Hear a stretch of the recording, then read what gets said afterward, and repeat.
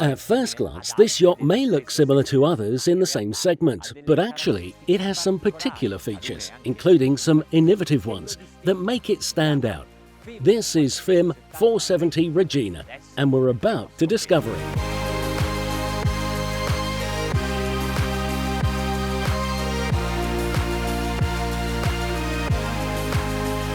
FIM has just recently started building its own boats, but it has had a very long history as a boat manufacturer for other shipyards.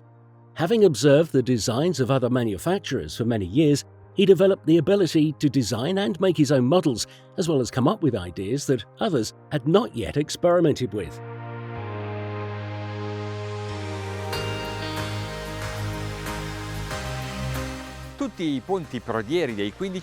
Every forward deck of a 15-metre yacht is designed the same way, with a sun deck and often a sofa.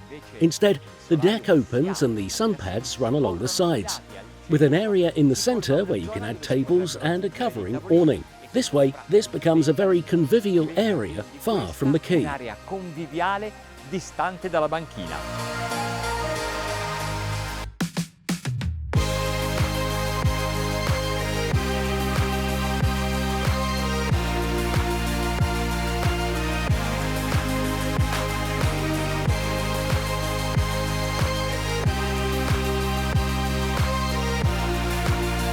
The FIM 470 Regina is a Mediterranean yacht that offers a lot of outdoor space, also at the stern. The cockpit increases its area and livability by opening the sides. This is a wide and beautiful terrace on the sea that no other boat of this generation has.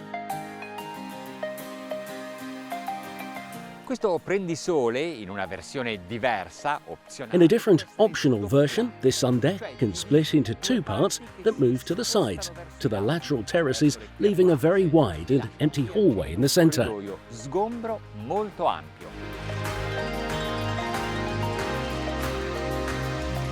There are mechanisms that require studies to achieve the necessary reliability, which increase the weight and cost of the boat, but make a 15-metre boat capable of competing in terms of deck area with much larger models.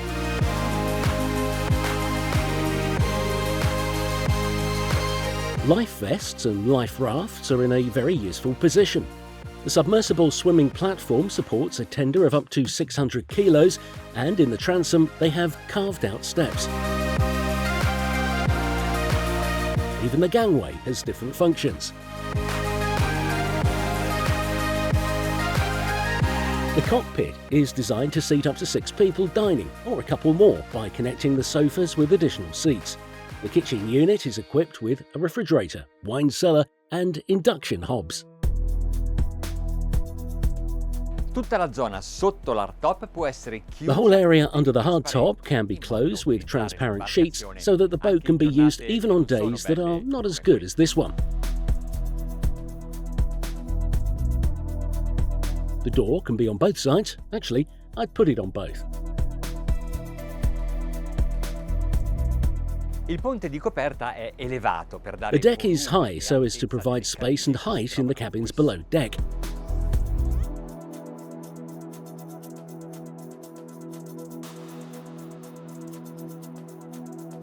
The master cabin is located at the bow, and when the sun deck is open there is a lot of light coming in, and at night you can see the stars. But if the romantic spell ends, you can separate the beds.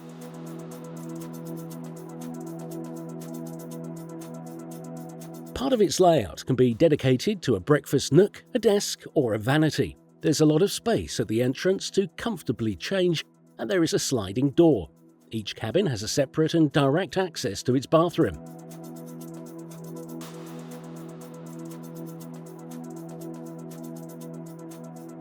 The guest cabin is, in effect, the second owner's cabin. It is very bright and has a little sofa and a curious, sexy shower. The sink and the toilet are in a separate area accessible from the hallway. At the end of the staircase is a cabinet with what is needed to prepare breakfast.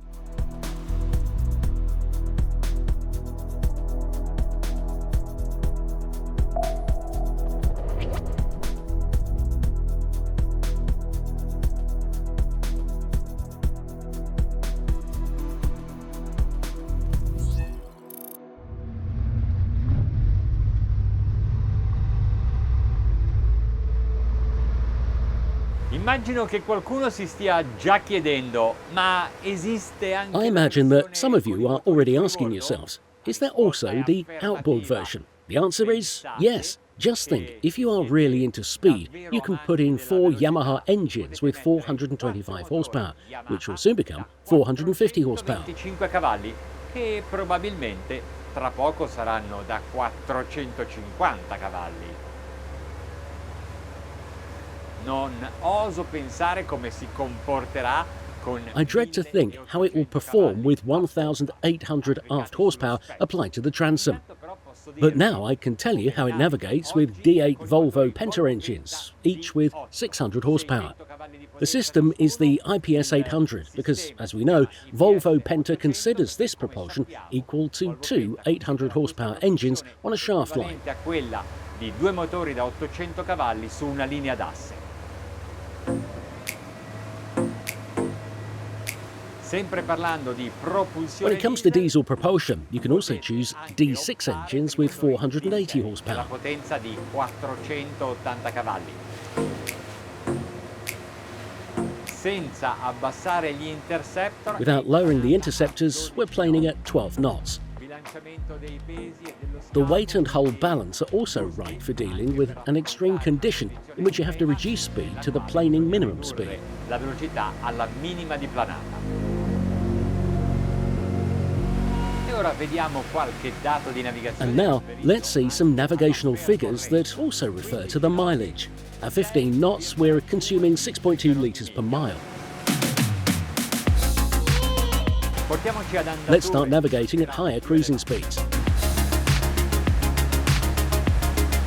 Motori a 2200. The engines are running at 2,200 RPM and the speed is 20 knots. The fuel consumption is currently at 6.5 litres per mile.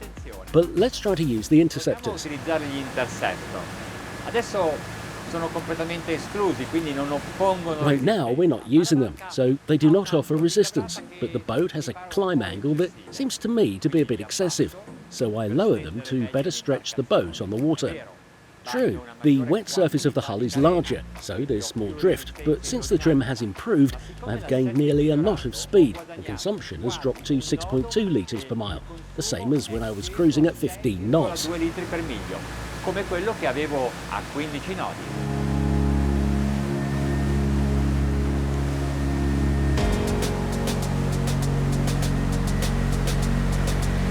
È una bella opportunità poter regolare con gli interceptor l'angolo. Being able to adjust the angle of attack with interceptors is a nice opportunity. You can do it, and indeed you should do it, as sea conditions change. With forward waves, it's better to stretch the whole hull and lower the interceptors. With aft waves, it's better the other way round. Or in a situation like today, where the sea is very calm, we adjust the interceptors to have a higher speed and lower fuel consumption. Velocità e un minore consumo di carburante. E siccome le strumentazioni di Because the Raymarine and Volvo Penta instruments are very responsive, I can adjust the position of the interceptors with absolute precision for maximum performance. interceptor per il massimo rendimento.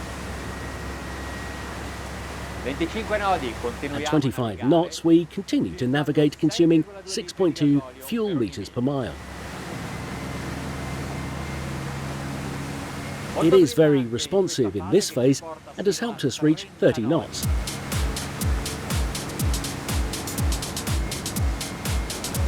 Angolo di sbandata The heeling angle is remarkable. My rudder angle is almost 30 degrees right now. 30 gradi in questo momento.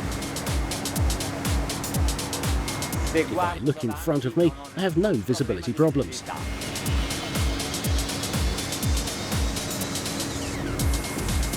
Adesso disegno un 8. Now I'm going to make this particular geometric shape, the 8 figure. L'alto è quella proprio di un 8.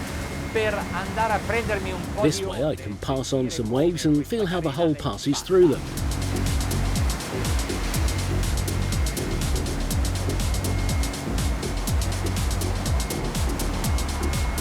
in virata se When veering, if I remove the interceptors and raise the bow, it seems more agile. I'll now pass through my waves. Listen up. ascoltate.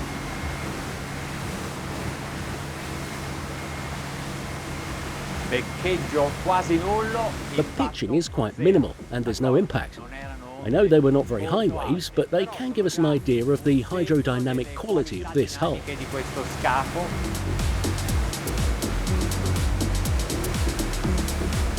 And now, full throttle. Anche alla massima velocità. Even at full speed, it is worth understanding the best angle of attack. L'aumento della pressione idrodinamica a poppa. Increased hydrodynamic pressure at the stern raises the boat and makes use of the interceptors almost unnecessary, because the boat runs well stretched onto the water. I removed them to avoid resistance and reached 35 knots with the engines at full power. Con I motori al massimo regime.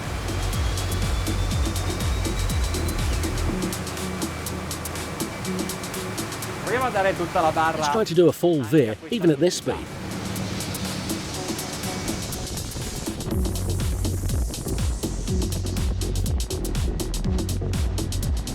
D'accordo, oggi le condizioni erano quelle Agreed, ideali. the conditions today were ideal, but aboard the FIM 470 Regina, I felt that sense of security that I like and feel comfortable with when navigating. Mi piace, che mi fa sentire a mio agio quando navigo.